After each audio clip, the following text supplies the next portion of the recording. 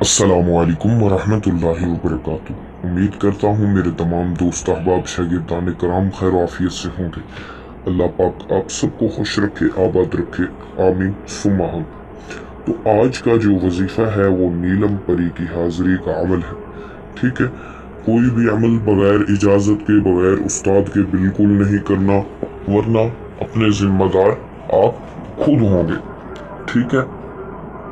آپ نے سب سے پہلے اپنے استاد سے اجازت حاصل کرنی ہے اور ان کی نگرانی میں عمل کرنا ہے۔ اگر آپ کا استاد نہیں ہے تو آپ نے مجھ سے رابطہ کرنا ہے، انشاءاللہ میں آپ کو اپنی نگرانی میں مناسب ہدیہ میں عمل کرواؤں گا، ٹھیک ہو گیا۔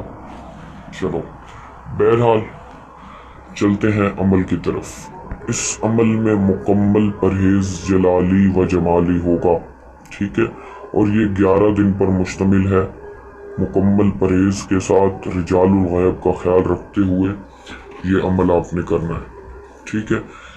روزانہ نمازوں کی پابندی لازمی کرنی ہے، کوئی بھی نماز بغیر جماعت کے نہیں پڑھنی، جماعت کے ساتھ ادا کرنی ہے، ٹھیک ہو گیا۔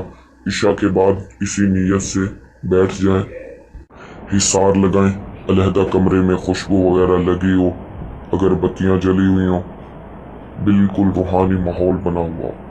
اس کے بعد آپ نے حصار کے اندر بیٹھ کے پہلے 11 مرتبہ درود ابراہیمی پڑھنا ہے، اس کے بعد 7 مرتبہ سورہ جن پڑھنی ہے، اور آخر میں آپ نے یہ عزیمت پڑھنی ہے: عزمت علیکم واقسمت علیکم یا ارواح الروحانیت هذه السورة الشریفہ، نیلم پری حاضر شد، نیلم پری حاضر شد، نیلم پری حاضر شد۔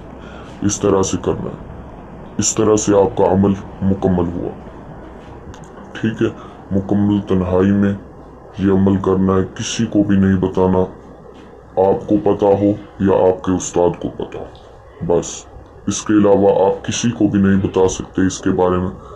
باقی رہنمائی اپنے استاد سے حاصل کریں یا مجھ سے رابطہ کر کے رہنمائی حاصل کر سکتے ہیں۔